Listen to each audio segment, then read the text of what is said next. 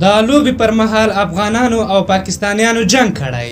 ګران اوریدونکو السلام علیکم. د نړیوال جام په ترڅ کې نن افغانستان او پاکستان په لیډز لوبغالي کې لوبه ترسره کوي. خو د کرکټ له میدانه تازه خبر دی چې د افغانانو او پاکستانیانو ترمنځ جنگ شوی دی.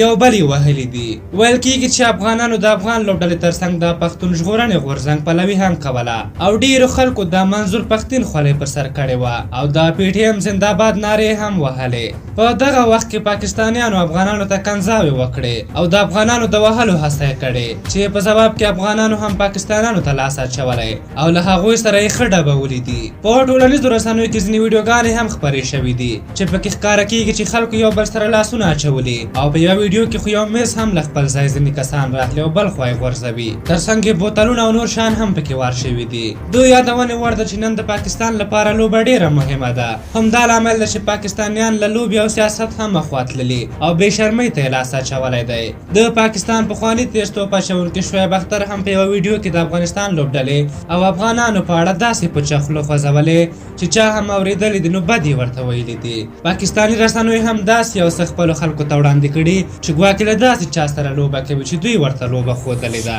د دې هر څه لامل دا دی چې افغانستان کله پاکستان سره تمریناتي لوبه ترسره کړې وه نو هغه لوبه کې پاکستان ته په 3 ویکټو ماتې ورکړې وه. همدا لامل دی چې پاکستان بیا هم ویریږي که چیرې ترې نن لوبه افغانانو وګټله نو هم به له نړیوال جام بهر شي او هم به په خپلو کړو بې شرمو په خپله وشرمېږي. په دې هیله چې افغان اتلان نن لوبه وګټي. تاسو د افغانستان او پاکستان د لوبې په هکله څه نظر لرئ؟ خپل نظرونه مو راته په کومنټ کې ولیکئ. که زموږ دغه ویډیو مو خوښه شوې وي ضروري لایک کړئ. تر بلې ویډیو مو په لوی او بخښونکي خدای سپارم. د الله په امان.